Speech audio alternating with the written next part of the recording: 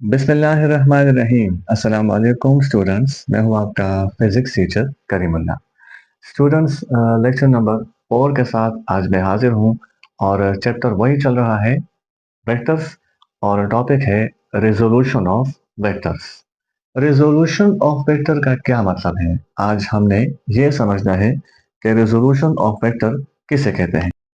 अगर हमें एक वेक्टर दे दिया जाए और हमसे कहा जाए कि इसको स्प्लिट कर दो, तो the splitting of vector into two or more components is called resolution of vector. किसी वेक्टर को तकसीम करना उसके कंपोनेंट्स में रिजोल्यूशन ऑफ वेक्टर कहलाएगा।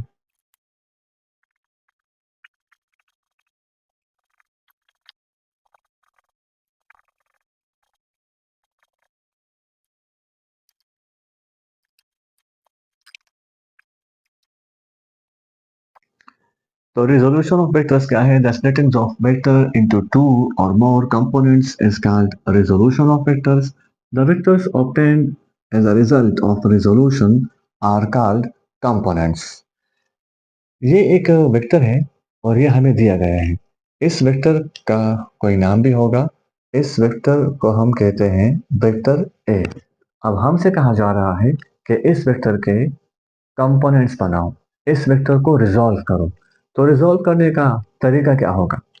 इस वेक्टर को अगर हमने रिजॉल्व करना है तो रिजॉल्व करने का तरीका ये है कि इसकी हेड से एक्स एक्सिस पर एक परपेंडिकुलर लाइन ड्रा करो, जिस पॉइंट पर यह लाइन टच कर जाए। ओरिजिन से इस पॉइंट तक हमें बनाना होगा एक वेक्टर, और ये वेक्टर मैंने यहाँ पे बना दिया। अब इस वेक्टर को मैं कहूँगा कंपोनेंट ऑफ वेक्टर ए। ये क्या है? ये जो वेक्टर यहाँ पे बना है, this is the component of vector A along X axis. तो इसलिए मैं यहाँ पे इसके साथ एक्स लगा दूंगा। So A X is the component of vector A along X axis. इसी तरह अब मैं ये देखना चाहता हूँ कि क्या इसका कोई दूसरा कंपोनेंट भी बनेगा। तो इसका दूसरा कंपोनेंट भी बन जाएगा, और वो इसकी हेड से मुझे वाई एक्सिस की तरफ एक लाइन ड्रा करनी होगी। ऐसी लाइन में ड्रा करूंगा परपेंडिकुलर ऑन वाई एक्सिस। इस पॉइंट पर यह लाइन टच कर रही है, तो मुझे यहाँ तक एक वेक्टर बनाना है अलोंग वाई एक्सिस। ठीक है, मैंने ये वेक्टर बना लिया, तो इसको मैं नाम दूंगा A Y. So this is the component of vector A along Y axis. तो दो कंपोनेंट बन गए इसके, एक बन गया ए एक्स और एक बन गया ए वाई। अगर ये वेक्टर होता in three dimensional coordinate system, तो तब इसके तीन कंपोनेंट बनते, एक ए एक्स, दूसरा ए वाई और तीसरा ए जेड, क्योंकि तब तीसरा कंपोनेंट भी बनता। This is the angle theta. ठीक है, एंगल थीटा के साथ ये वेक्टर मौजूद है और ये थीटा इसके डायरेक्शन के बारे में बता रहा है। अब जब ये दो कंपोनेंट्स इसके बन गए हैं, तो ये भी देख लीजिए कि जो दो कंपोनेंट्स हैं, they both are perpendicular to each other. तो जब किसी वेक्टर को स्प्लिट किया जाएगा और इसके दो कंपोनेंट्स आपस में परपेंडिकुलर आ जाए, तो हम बोलेंगे such components are rectangular components. ये दो कंपोनेंट्स आपस में क्या है? परपेंडिकुलर है। So the components of a vector are perpendicular to each other are called rectangular components. Students, एक बात याद रहे कि फॉर एग्जांपल हमारे साथ कोई वेक्टर है, this is X axis, Y axis और ओरिजिन। अब एक वेक्टर मौजूद है अलोंग एक्स एक्सिस, यानी एक वेक्टर पूरा का पूरा अलोंग एक्स एक्सिस मौजूद है। तो मेरा ख्याल है इस वेक्टर को रिजॉल्व करने की ज़रूरत नहीं है, क्योंकि ये वैसे भी पूरा का पूरा अलोंग एक्स एक्सिस मौजूद है। इसका इफेक्ट जो है वो हमें पता है कि सारे का सारा एक्स एक्सिस में है। इसी तरह अगर एक और वेक्टर है और वो पूरा का पूरा मौजूद है अलोंग वाई एक्सिस, मैं इसको बी का नाम देता हूँ, vector B is along Y axis. तो इस वेक्टर को भी रिजॉल्व करने की जरूरत नहीं है, क्योंकि ये वेक्टर पूरा का पूरा अलोंग वाई एक्सिस है, तो इसके सारे जो असरात है या सारा जो इफेक्ट है वो वाई एक्सिस में है, हमें पहले से पता है। लेकिन अगर कोई कंडीशन इस तरह आ जाए कि कोई वेक्टर है और वो किसी खास एंगल पर मौजूद है और वो एक्स एक्सिस और वाई एक्सिस के दरमियान में आ जाए, इसको हम जैसे सी वेक्टर का नाम देते हैं। तो ये जो वेक्टर है ये एक्स एक्सिस और वाई एक्सिस के दरमियान में आ रहा है। तो इसको रिजॉल्व करने की ज़रूरत है। इसको हम रिजॉल्व करेंगे और हम देखेंगे कि इसके बनेंगे दो कंपोनेंट्स। एक कंपोनेंट बनेगा अलोंग एक्स एक्सिस, दूसरा कंपोनेंट बनेगा अलोंग वाई एक्सिस, जैसे कि यहाँ पे हो चुका है। तो ये जो दो कंपोनेंट्स इसके बन गए हैं, फिजिकली इसका मतलब क्या होगा? फिजिकली इसका मतलब ये होगा कि ये जो वेक्टर है ए, ये कोई फोर्स भी हो सकता है। वेक्टर सी है, इसको हम चेक कर सकते हैं कि इसका इफेक्ट एक्स में कितना है और इसका इफेक्ट वाई में कितना है। अब देखिए, फॉर एग्जांपल ये जो वेक्टर सी है, अगर ये वेक्टर सी इस एंगल के साथ हो, यानी कुछ इस तरीके से बना हुआ हो और यहाँ पे एक्स एक्सिस के साथ अच्छा खासा एंगल बना रहा है, तो यहाँ पे हम देखेंगे कि ये वेक्टर सी हमारे साथ कोई फोर्स हो सकता है जो कि किसी बॉडी पे लग रहा है और ये फोर्स एक्स एक्सिस और वाई एक्सिस के दरमियान में लग रहा है।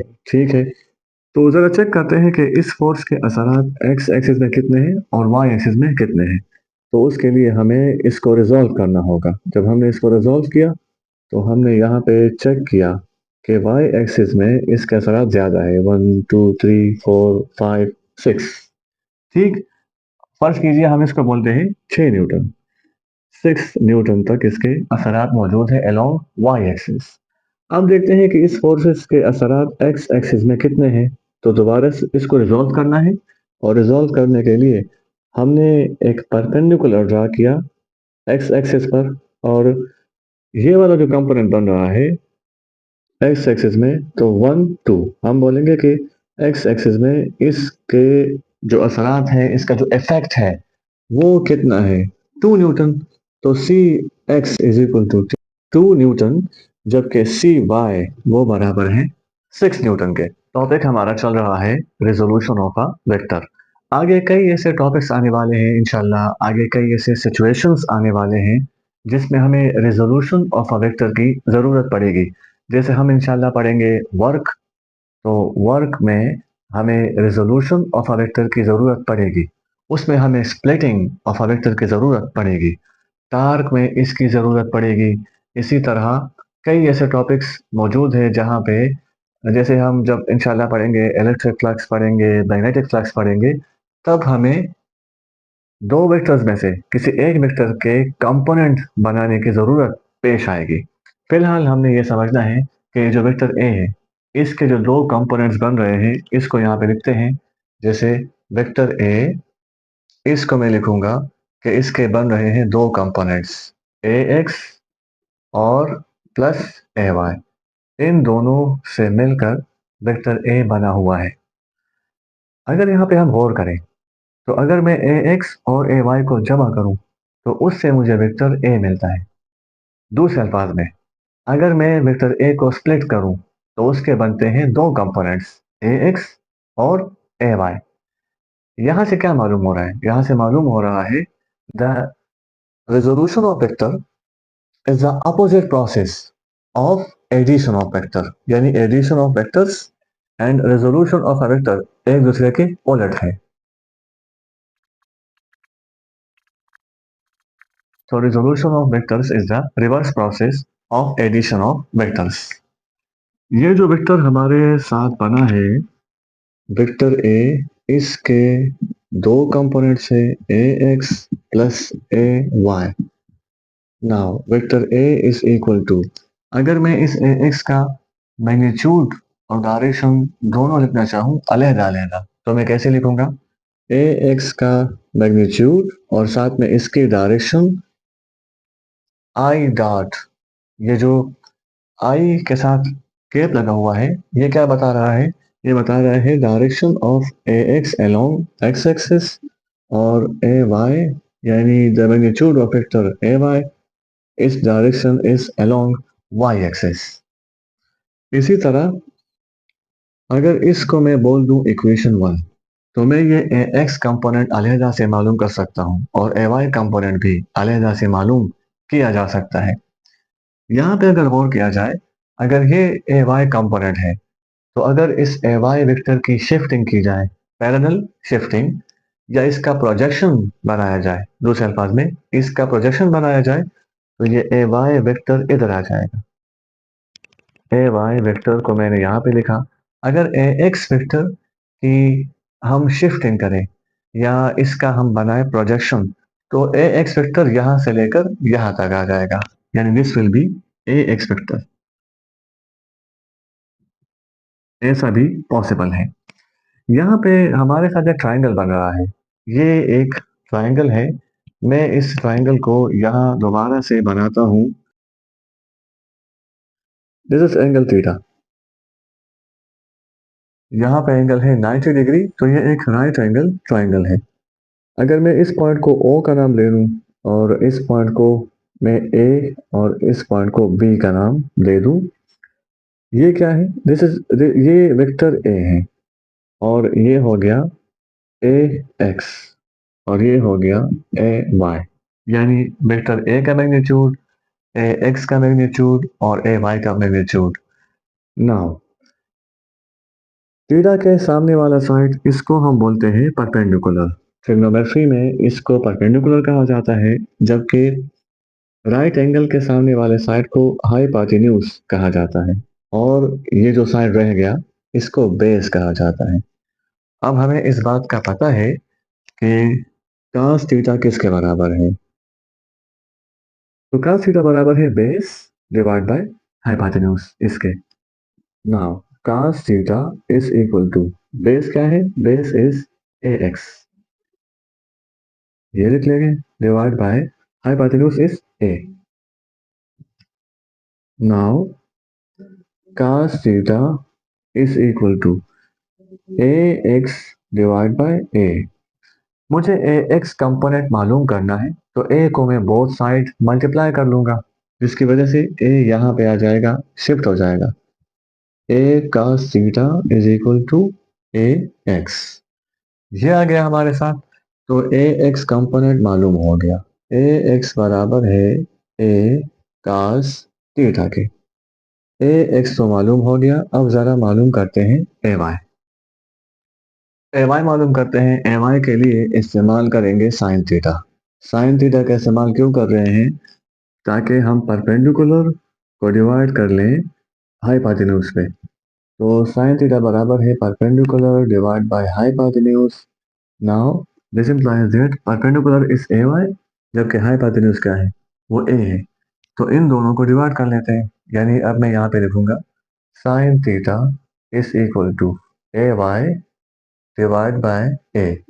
परपेंडिकुलर ay है, हाइपोटेन्यूज a है। अब इस a को अगर हम यहाँ पे लाना चाहते हैं, तो इधर ये डिनोमिनेटर में है, डिवाइड है, यहाँ पे आएगा तो क्या हो जाएगा? Multiply. a sine theta is equal to a y, ये आ गया हमारे साथ। तो ए वाई भी मालूम हो गया। A Y is equal to A sine theta. A X भी मालूम हो गया और ए वाई भी मालूम हो गया। अब ए वाई की वैल्यू और ए एक्स की वैल्यू को हमें पुट कर लेना चाहिए इस इक्वेशन में, इक्वेशन 1 में।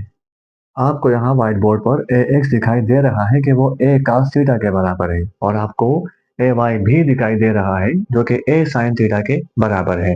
इन दोनों को इक्वेशन 1 में पुट कर लेते हैं, तो इक्वेशन 1 कुछ इस तरह हो जाएगा, यानी vector A is equal to A X बराबर है ए cos थीटा के और I unit vector plus A Y बराबर है ए साइन थीटा, और यहाँ इसके साथ लग जाएगा जे यूनिट वेक्टर। अगर इन तीनों को हम देखें, तो अब तक हमने क्या मालूम किया है? अब तक हमने मालूम किया है वेक्टर विद इट्स कंपोनेंट्स, यानी अब तक वेक्टर मालूम किया गया। क्योंकि वेक्टर में दो इंफॉर्मेशन होती है, एक मैग्नीट्यूड और एक डायरेक्शन, तो अब हमें इस वेक्टर का मैग्नीट्यूड और इसके डायरेक्शन भी मालूम कर लेनी चाहिए।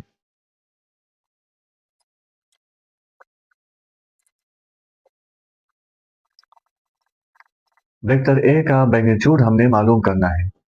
ये जो वेक्टर ए है, इसका मैग्नीट्यूड कितना है, उसके लिए हम यूज करेंगे Pythagoras theorem. By Pythagoras theorem. Pythagoras theorem के मुताबिक hypotenuse square is equal to base square plus perpendicular square. तो हाइपोटेन्यूज क्या है? हाइपोटेन्यूज इज ए, यानी वेक्टर ए का मैग्नीट्यूड, तो इस पे आ जाएगा square, is equal to base is A X, तो ए एक्स का square plus perpendicular, perpendicular is A Y, तो ए वाई का स्क्वायर, ये लग जाएगा। Now taking under root both sides, क्योंकि हमें ए स्क्वायर नहीं चाहिए, हमें ए चाहिए, हमें ए का मैग्नीट्यूड मालूम करना है, इसलिए हम यहाँ पे बोथ साइड क्या लेंगे? Under root. जैसे ही हम अंडर रूट लेंगे तो ये स्क्वायर अंडर रूट के साथ कैंसिल हो जाएगा और यहाँ पे बचेगा A is equal to under root A X square plus A Y square. So this is the magnitude of vector A in two dimension. जब ये वेक्टर ए टू डायमेंशन में हो तो तब उसके दो कंपोनेंट्स भी बनेंगे और इनके कंपोनेंट्स पर भी स्क्वायर आ जाएगा।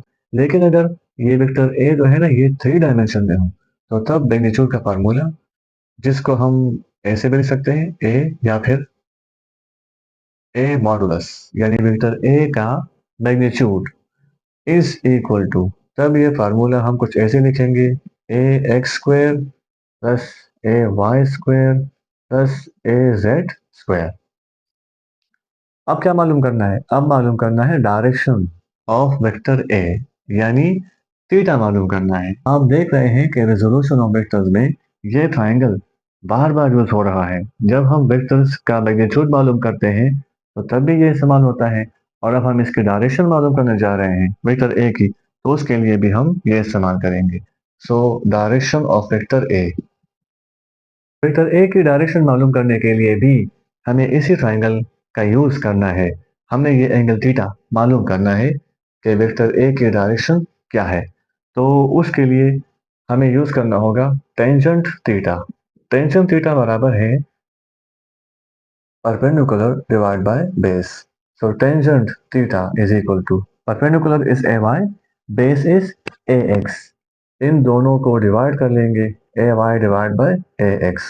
हमें यहाँ पे टेंजेंट नहीं चाहिए, थीटा चाहिए, तो जब ये टेंजेंट इस तरफ शिफ्ट होगा तो ये हो जाएगा tangent inverse. So theta is equal to tangent inverse ay divide by ax। तो इस टॉपिक में सबसे पहले तो हमने एक दिए गए वेक्टर को स्प्लिट कर दिया दो कंपोनेंट्स में। तीन कंपोनेंट्स भी हो सकते हैं। अगर एक वेक्टर हो और उसके रेक्टेंगुलर कंपोनेंट्स बन रहे हैं तो कम से कम रेक्टेंगुलर कंपोनेंट्स कितने बनेंगे? आंसर है दो, जब वो होगा टू डायमेंशन में। ज्यादा से ज्यादा रेक्टेंगुलर कंपोनेंट्स कितने बनेंगे? आंसर है तीन। One is along x axis, other is along y axis, and the third one is along z axis। सबसे पहले हमने वेक्टर को किया स्प्लिट, उसके दो कंपोनेंट्स बन गए, उसके बाद उसका मैग्नीट्यूड मालूम किया और उसके बाद उसका डायरेक्शन मालूम किया, और ये जो हमने ट्राइंगल बनाया है राइट एंगल ट्राइंगल, इसका बार बार यूज किया।